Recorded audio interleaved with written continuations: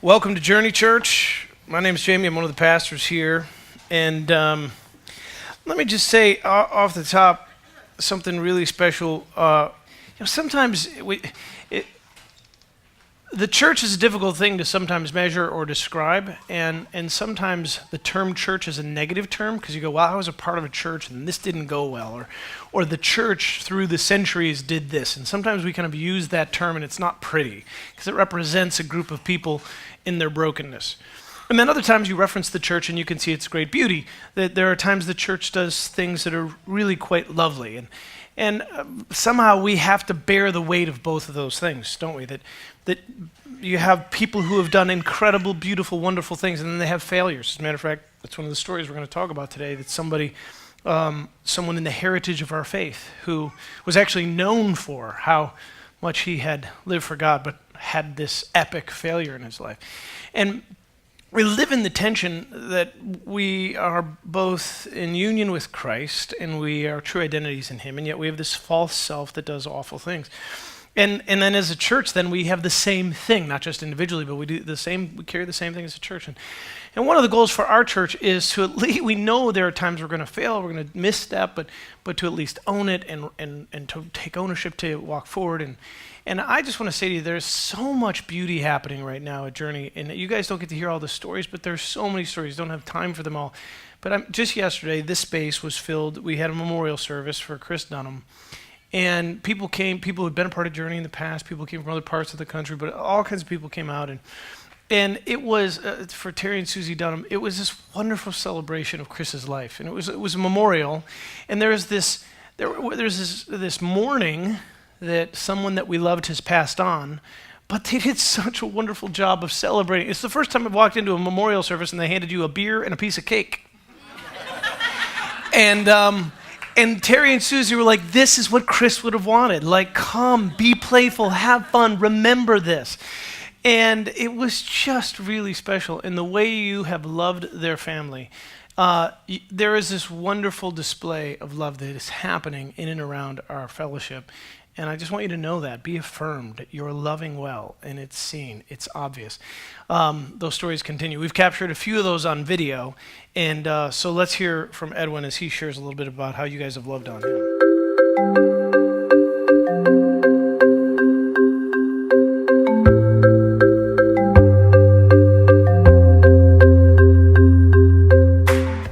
My backstory when it comes to like church, my previous relationship with religion is that I always went to church wondering what God was mad about. What do I need to fear from God today? Why is God so angry? Why is someone yelling at me? And something that I always loved about Journey is that I think the reason why a lot of people cry is because they're being romanced. While I was going through my divorce, that's when like the whole love well thing, the core of what Journey believes in so much, I felt it like immediately. I sat down with a couple and I was just telling them that when I got off the road, I didn't have enough money to pay rent. And the next day, like they paid my rent. I was moving to a smaller apartment because I couldn't keep up, and I couldn't keep my washer and dryer, and I was trying to sell it, just to kind of make ends meet. And I was like, man, you were just blessed. Let me bless somebody else. Because my friend commented on the post, hey, I could use this, but I don't have the money. I was like, you know what? After that Sunday morning, after church, I was like, look, man, don't worry about it. I want to bless you with these washer and dryer. And someone gave Brett the amount that I was asking for the washer and dryer, and I still don't know who it is. And another family, there was a fee I needed to pay to get something off my record. Yeah. And the next time we met, he's like, hey, me and my village and a couple of dudes, I kind of just told him your story, and here's the amount that you need to move forward. So just constantly, I'm just telling God, like, time, like I can't, like you're overdoing it.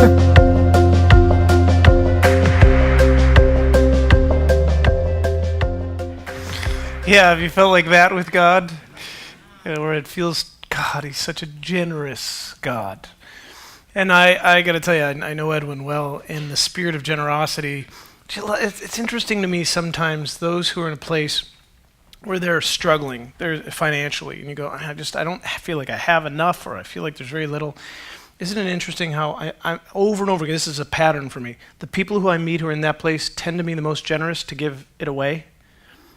And his willingness to go, I've got all these needs, I was just blessed, I've got this thing I should sell, it could help me if I sell it, and he goes, no, I'm just going to give it away too. And then next thing you know, God blesses. Sometimes it's when you're in a financially good place that it's hardest to give.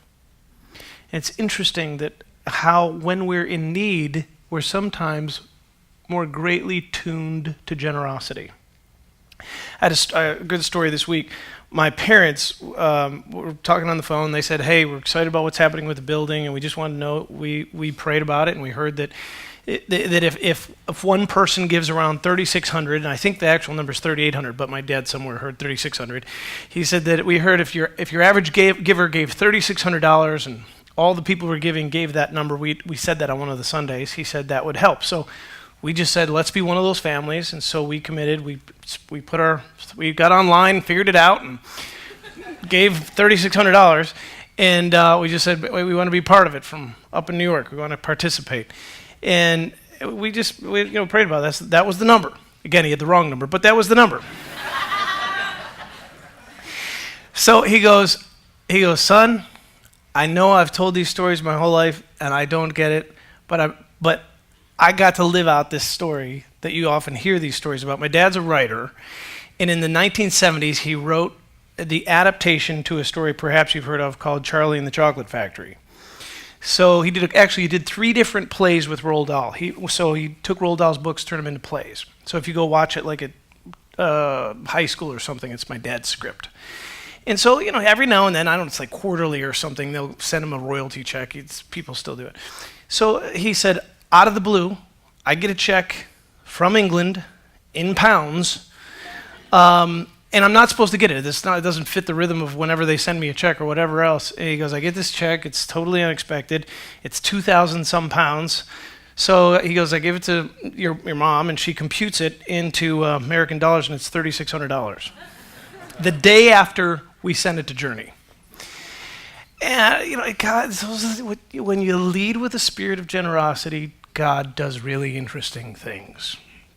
And so many of you are, as Kevin said in the front end of the gathering. It's very exciting because not only did we hit that mark, but we have more people that are continuing to give, which is going to allow us to do more ministry because it allows that whole mortgage thing we have to create much smaller. So thank you for your generosity. It's really, really exciting times here in our church. So few human beings have had their lives dissected and debated like that of the Hebrew shepherd from Bethlehem that went on to become a king. 62 chapters of the Old Testament are devoted to his life. 59 times David is referenced in the New Testament. Somewhere between 75 to 90 of the Psalms are written by him. Really, other than Jesus, we hear more about this person, David, than anybody else. And his is an epic story. As a teenager, he slayed a giant. That's kind of a big deal, and it was a big deal in their time, and he became famous for it, to the point that eventually he became a soldier, he became a warrior, and he was an incredible warrior. Like when you picture the warrior stories, Braveheart and all the other stories, he was that warrior. And David was surrounded by a group of guys. There was a season in David's life where he was actually on the run, and some guys, all the crazy people, found him. And like the ex-criminals and the people who were avoiding debts and all these crazy people. So like Robin Hood and Prince of Thieves, like that kind of a thing. They all followed him, and so they were just called his mighty men. So you had David and his mighty men, and they fought together, they lived together, they cried together. This whole thing. And then eventually David becomes the king. And in that era and in that culture, kings went off to war. Each year, when it was, after the winter thaw and spring would come, it was time to go out to battle again, because inevitably somebody wanted to take over you, or you needed to expand your territory. It was just part of that culture. And this one spring, David doesn't go off to war. Now, there's a reason for it, because see, what had happened in the last sequence of battles is David's getting older, and there's a moment where things go south, and David is almost killed. And a couple of his mighty men come to the rescue at the very last second. They protect him, and he lives. But they all conclude, whoa, that was too close for comfort. David, you're the king. They call him the Light of Israel. You need to stop going to battle, and you need to get on the sideline. Now, it's easy to see their intentions, and it's easy to see why everybody might gather and go, yeah, that's a good idea. But unfortunately, it hurt David more than it helped him. Again, to give you context, David is nationally this successful soldier. He's a political juggernaut. He's a nationally acclaimed singer-songwriter. He's a visionary religious leader. He has plans to make a temple for the dwelling place of God. David is just larger than life. And he's had some failures in his life, but he's rebounded, and David has been used by God countless times to rescue people, to care for people, to love people, to rescue the nation, to guide the nation, to conquer in battle, to write incredible, inspiring songs. David has been used over and over again. But unfortunately, in this season, and it doesn't take long, when in the spring, when kings go off to war, all the soldiers leave to go do what they do, and David stays back. And what follows is a famous story, probably a story that many of you have heard. But David gets self-indulgent, comfortable, and lazy. And one day, he goes out and he walks out on the rooftop and he looks over and there's a woman bathing. He has lust in her heart. He invites her to the palace, brings her to his bed, sends her back home, and she sends a letter that says, hey, by the way, that one night stand, I'm pregnant. David, now forced with the dilemma that he's committed adultery, and not as he just committed adultery, but has been with one of his close friends, Uriah, one of those mighty men. He doesn't step up and take ownership and take responsibility. Instead, he begins a process of manipulating and lying. He brings Uriah back home from the battlefield, and he says, under the guise of, hey, fill me in, how's the battle going? And Uriah tells him, and he says, well, thanks for the information. Tell you what, before you head back, have a great meal, go home, be with your wife. Well, Uriah doesn't go home to be with his wife. As a matter of fact, he stops at the edge of the palace and sleeps in the servants' quarters. The next morning, David finds out, Uriah calls him, why did you not go home? Uriah's kind of looking at David like, we did this. Like, you don't go home, have a great meal, sleep with your wife when the rest of the men you're fighting with, your fellow soldiers, are out there battling. That would be dishonoring, and we don't do that. Like, I wouldn't do that. I wouldn't do that to you. I wouldn't do that to them. So David, again, this shows you how much he's drifted from center, from understanding who he is and who his friends are. Lost now in his cycle of manipulating, goes, all right, well, I guess the next way to cover up what I've done is I will try and get Uriah drunk. So he does. He gets Uriah drunk, and then that night he sends him back, tries to get him home, thinks maybe that'll solve the problem. It doesn't. Uriah's drunk out of his mind. He still doesn't go home, sleeps in the servants' quarters. So the next morning, David, not sure how to cover up what he's done, writes in a letter to the commander of his armed forces, I want you to put Uriah on the front line. I want you to charge the city. They were sieging a city at the time. And then I want you to pull back so that we leave him isolated so that he'll die on the battlefield. He writes it all down and hands it to Uriah and says, take this to the commander. So Uriah, one of his close friends who'd fought with for years, it's the ultimate betrayal, takes his own death sentence and hands it to Joab. Joab does as he's ordered by David. Uriah is placed in the front. Not just Uriah, but other people too. There's collateral damage. A number of soldiers, some of David's mighty men, they die on the battlefield. Job sends word, I did as you asked. And here we have this man who is referred to as a man after God's own heart, who's completely lost, completely disoriented. He can't see it. His own toxicity, his self-indulgence, the manipulation, hardened heart. What happened? David had stopped listening for the voice of God. He'd lost sight of his mission. He's driven by fear. And what we find in just a few short verses that I'm about to read to you is that David is angry. He's bitter, and he's really lost in his own victim story. Something drastic is needed to get David's attention because he's not seeing it. So God sends David's friend and mentor. He's a prophet. His name is Nathan. Now, in those days, the prophets were kind of the journalists slash preacher slash historians all packed into one. They were the storytellers of the time, and often God spoke directly to them and through them. And they would then speak on God's behalf. And a lot of prophets lacked tact. They were very direct. As a matter of fact, you might see somebody today and they go, yeah, they're kind of a prophet. Usually what that means is they're just skimming off any of the fluff and just getting right to the point. And some of you are wired by God that way. You have the gift of directness. And let me say, we desperately need it, because if there are some people that have to get to the point. You have to skim through the stuff to say the hard thing. Well, in this case, God says to Nathan, Nathan, I want you to go and I want you to tell David a story. So God, in his infinite wisdom, is looking to pull his man back into alignment. So Nathan goes before the king, who's the most powerful person, most famous person in the civilized world, and Nathan's going to confront him. But he does so with a story. 2 Samuel chapter 12, verse 1. The Lord sent Nathan to David, and when he came to him, he said, David, I want to tell you a story. There were two men in a certain town, one rich and the other poor. The rich man had a very large number of sheep and cattle, but the poor man had nothing except one little ewe lamb he had bought. He raised it. It grew up with him and his children. It shared his food, drank from his cup, even slept in his arms. It was like a daughter to him. Now pause right there for a second. Picture David sitting in his throne. Nathan comes in to tell him a story. Of all the stories that Nathan could tell, he tells the story about a shepherd. That's not accidental. David is emotionally engaged.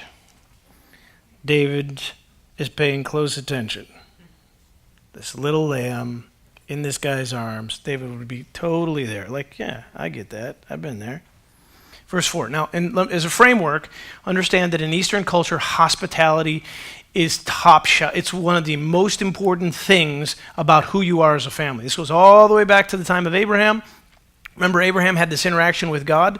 Depending on which theologian you believe, the Trinity, there's these three beings that come and show up and talk to Abraham and said, hey, we're going to make you a great nation. And Abraham lays out a spread before them. So in Eastern culture, especially in the Hebrew culture, you never know who you're going to be hosting. So hospitality is incredibly important. I've been to Israel a number of different times. We were with some friends, and friends of friends, and they'd take us into their house, and it didn't matter if they had next to nothing. They would find something to make sure they were giving it to you, and you're like, I don't even know what I'm drinking. But you do it because hospitality is a thing. So if a traveler comes, it's not even like a negotiable thing, or you wonder, you immediately make sure you serve that person. So that little framework for verse 4.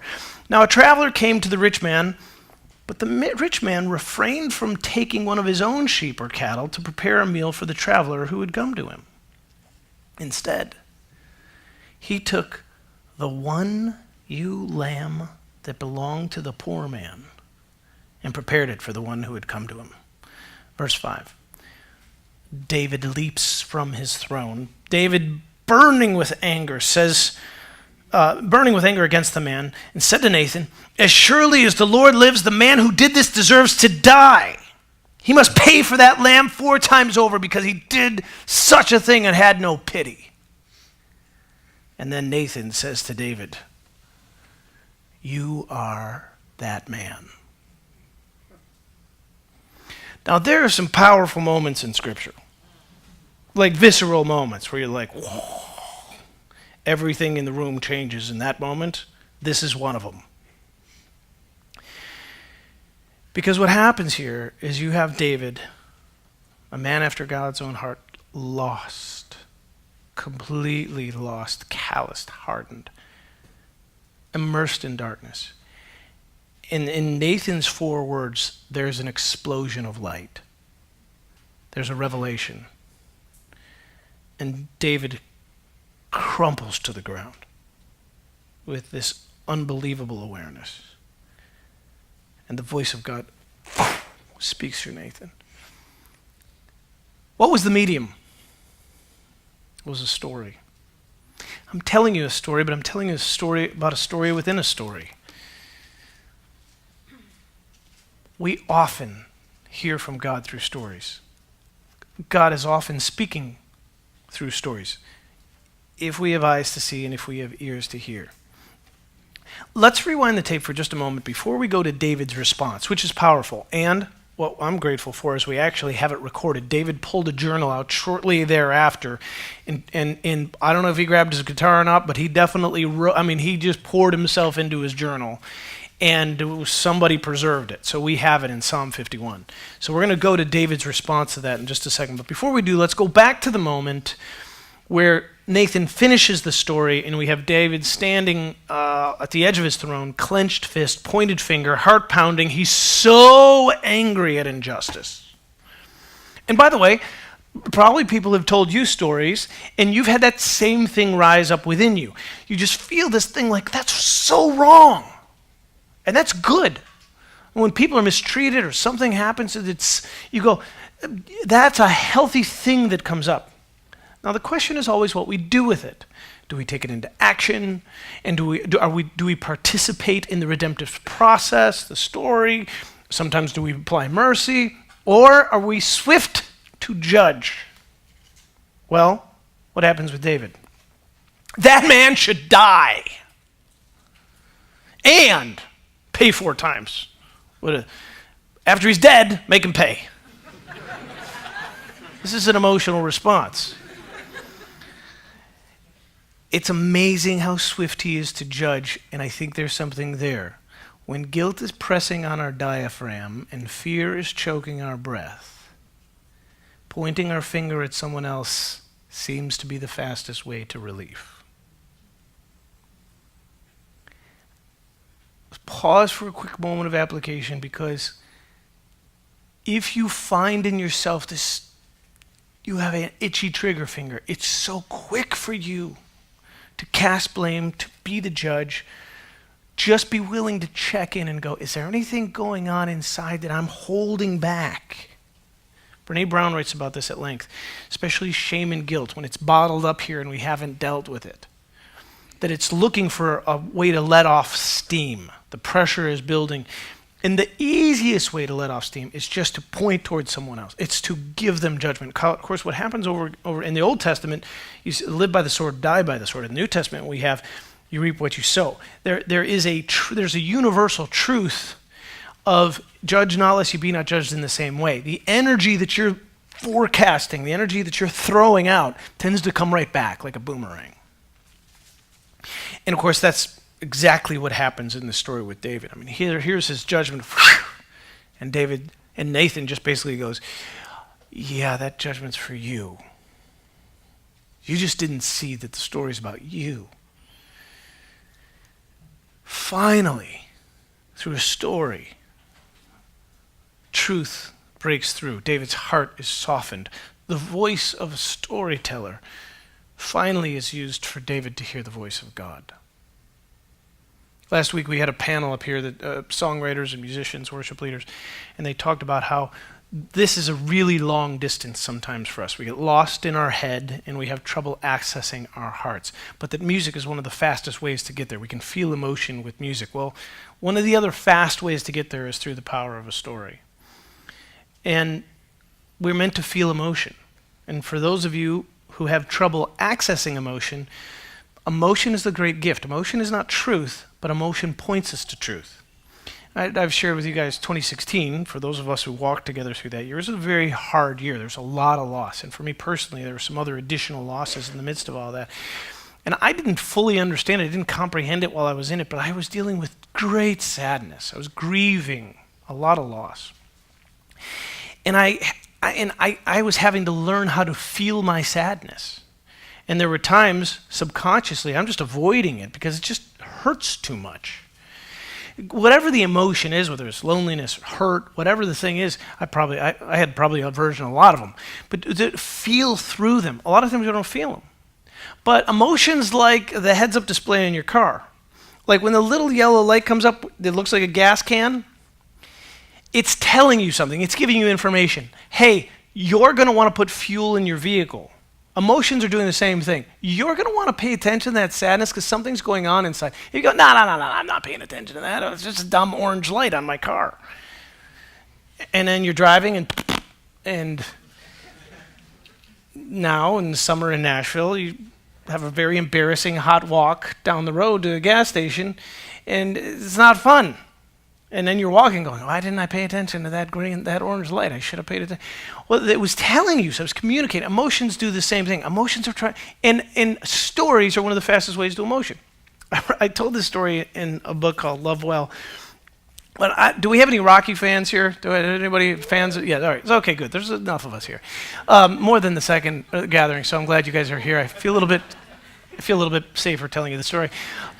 So I loved Rocky, and I'm a child of the 80s. Rocky was a big deal. Like in Rocky 4, like it was in the middle of the Cold War. I had my like Better Dead Than Red t-shirt on, and so I mean, it was a big moment. The two gloves come out in the beginning. I mean, I was in the theater, people standing, cheering, yeah, USA, kill the Russians. Now, I don't feel that way now. I'm just telling you, as an 18-year-old, I was a Cold War child. So we're throwing the whole thing in Rocky, and then Rocky 5 happened, and we just don't really talk about that much.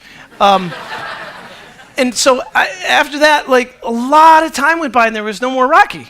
And then one day, they made a movie called Rocky Balboa, and then they made another one called Creed recently. But anyway, there was 10, 15 years, no movies. So we go to the theater to see Rocky Balboa, and I'm with Angie and the kids, and we're all going, and it's been a long time. So we're watching the movie, and there's not really a particular sad part or anything, and I start crying. And Angie's looking at me like, what's wrong with you? And I'm like, I don't know. I'm still crying. She's like, seriously, what's wrong with you? My wife is a prophet. And I'm like, I think I missed him. She's like, missed who? Rocky. What? I missed him. You're strange. So after the movie, we're standing outside. My kids are like, Daddy, am I all right? And I'm like, you guys don't understand. It's just, I missed him. He's not real, Dad. No, but you don't understand. I mean, I've been ringside. I was with him when Mick died. I mean, I've been there for him. He's not real. I know. But I know his story. And that's the thing about stories. If you climb into a story, you can feel something in a story. Sometimes we see ourselves in people's stories. Well, at Journey Church, if you get involved in a village, our small groups, we always say, tell us your story. Because it allows us to connect with you. We see things in stories. And if we're willing, we can pay attention to the emotion that comes up in a story. And the emotion is telling us something. And if we're willing, often we can hear the voice of God. Here's how David responded to that moment with Nathan. His journal, my Bible even says this, Psalm 51, it says, when the prophet Nathan came to him after David had committed adultery with Bathsheba. Psalm 51, the journal pages of David. Have mercy on me, O God, according to your unfailing love. According to your great compassion. Notice, it's not anything with him. He's not generating any of it. He recognizes every good and perfect thing comes from above. According to your great compassion, blot out my transgressions. God, wash away all my iniquity and cleanse me from my sin. For I know my transgressions, and my sin is always before me. Look, here's the thing, by the way, as a point of solidarity. We're all sinners. All have sinned, fallen short of the magnificent thing that is going on. Remember glory? Something magnificent is going on. in this case, we've highlighted some of David's sin: adultery, manipulation, lying, murder. I mean, this is pretty dramatic. There's some pretty intense things here.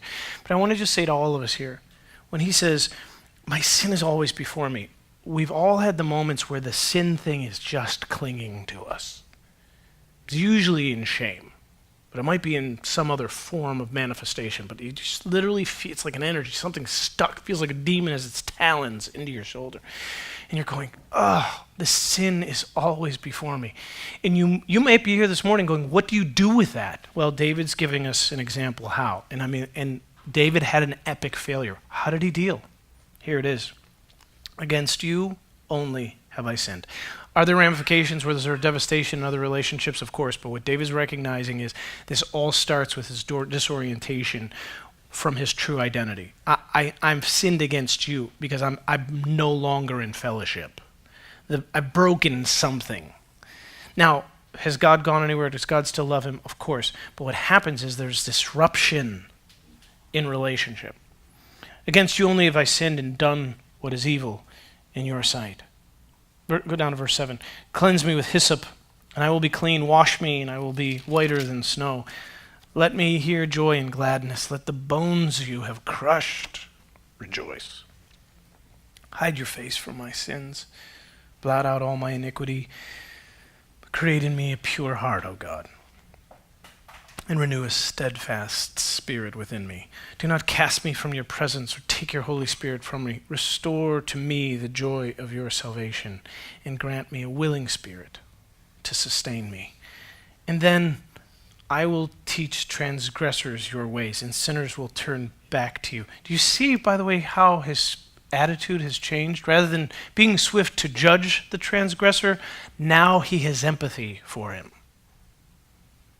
And says, let me go help find the other person who's lost, that they might turn back as I am. Save me from blood guilt, O God, the God who saves me, and my tongue will sing of your righteousness. O Lord, open my lips, and my mouth will declare your praise. You do not delight in sacrifice, or I bring it. You do not take pleasure in burnt offerings. And what he's saying there, because he comes back and finishes at the end and says, actually, I will offer some sacrifices, but he's dropping down the point here is the motive. Where's your heart? The sacrifices are a broken spirit. That's what you're looking for, not just an empty action, but a broken spirit and a broken and contrite heart, O God, you will not despise. If you're wondering, what do I do with sin? What do I do with my brokenness? David's showing us how. And sin can be a nasty word in the church because for some of us, we grew up in the word sin has a feeling to it like taking your head and sticking it underwater and drowning. And the word sin carries with it almost a shame that feels like you can't get away. And unfortunately, I think sometimes we've gotten poor teaching on sin. Sin, if we see it in its appropriate context, becomes a gift. Rohr says this in The Divine Dance: sin is a refusal to move in the direction of our deepest identity as love. When we sin, we're basically going, I'm forgetting who I am, and I'm no longer choosing to act and live in love. I'm abandoning it for something else. And what we're typically abandoning it for is fear. Keller writes this: sin is not a broken rule as much as it's a switch in relationship. The definition of a sinner is that we reject God and his ways. The Bible does not say that the definition is in breaking a rule, but in rejecting a relationship. So sin is basically when we go, I'm no longer recognizing who I am in you, God. I'm no longer staying in the rhythm of my relationship with you, but instead I'm going to shift my trust toward anxiety, toward fear, toward my bank account, toward my career, toward my marriage, toward my family. I'm shifting my trust to some other place. I'm just shifting the relationship. David, in this case, I have sinned, I've blown it, and now the cycle of sin is I'm just going to keep trusting that I can fix this with my power. I will manipulate and control, and I'll take advantage of my position to do so. And of course, all it was doing is sending him deeper and deeper into darkness. The disorientation that comes with sin actually is God's great gift. So if you're here this morning and you feel disoriented, it's actually a gift, because sin is the reminder that we've left home. We've left the Father. That this isn't who we are. And David gives us the example that it's confession and repentance that brings us right back. And that's the thing about grace. We don't earn our way back. It's not X amount of sacrifices done, X amount of ways. It's speak it out. I was lost, but now I'm found. This is the scandalous part of grace, that it's that simple, because it's that kind of a gift, because that's who God is. No, it's not who we are. When people hurt us, we want them to pay, and we'd like reparation, and we'd like for there to be time, and there's a lot of things we kind of have some conditions on how we prefer things to go when things go sideways. God said, well, Jesus absorbed all of that on the cross. So any second, at any moment, in what we call time, relationship gets reestablished. He says, yeah, grace covered that. Jesus absorbed all that condemnation so that one word of confession and you're back. And by the way, it's not that I left. It's not that we were separated. That's just the illusion of the darkness. You're just not aware. So you have to speak this out for your own sake. God doesn't need it. He's okay. It's for us to see again, to acknowledge, to remember that we're not a substance, but a relationship. We exist in relationship, just as God exists in a Trinitarian form. We're always in the process of being loved and passing along love. Always. And here's the thing about God, including David. He redeems all things. The child that Bathsheba and David had died. But they had another child. That child was named Solomon. We've been the beneficiaries of some of Solomon's writing and his life. And the seed of Solomon, that kingly line, Jesus came through that line, was born on the planet. Literally, our redemption came through the line of David and Solomon. So lest at any point you go, no, my failure is too epic to be used by God. It's a lie. His mercies are new every morning. Every one of us. God is in the process of restoring. And he even uses the discarded debris of our lives to do it. Would you pray with me?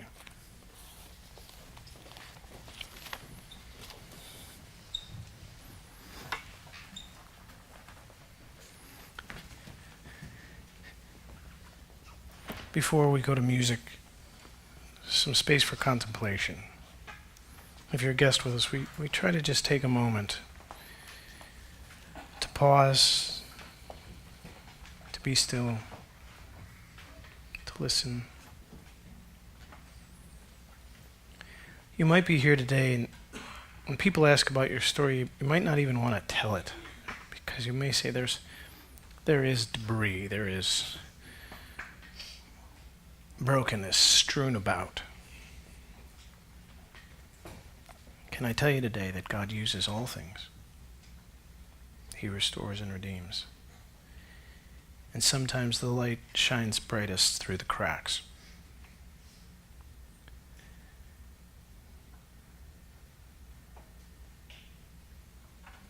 If you're here this morning and you're on the sideline, would you just recognize that you're in danger? And would you give some focus back to that life calling and mission? First and foremost, to be known by God, but also to be known by others. To be generous with your life.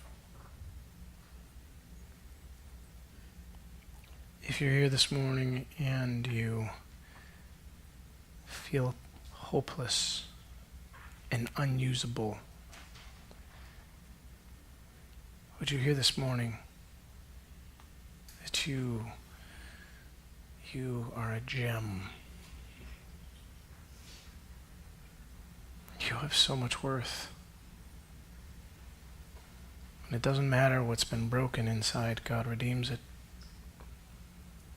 And He wants to still use you. You woke up today. Today was your next gift.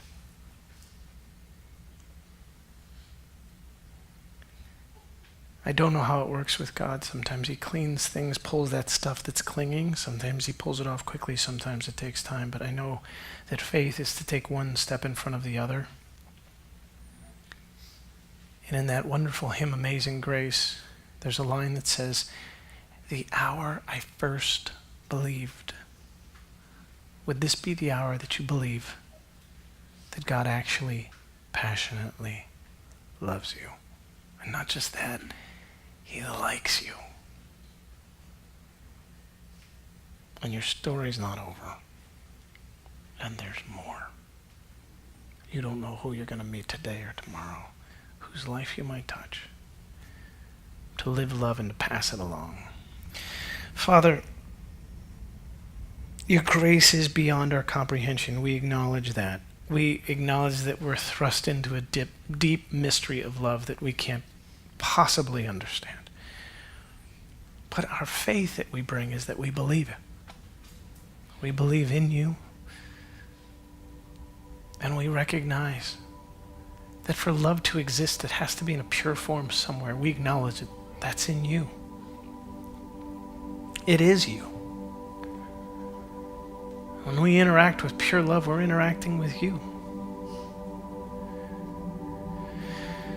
And so, Father, immerse us in love and grace.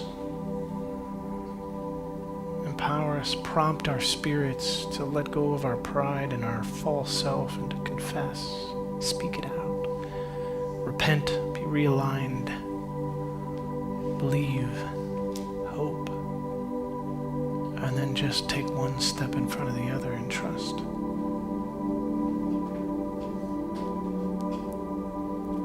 We acknowledge you as God, and we also acknowledge our place as your children. So here we are present to you. Would you speak to us through stories and speak to us through song? Would we hear your voice even in the words penned and the songs that follow? Connect our hearts as we seek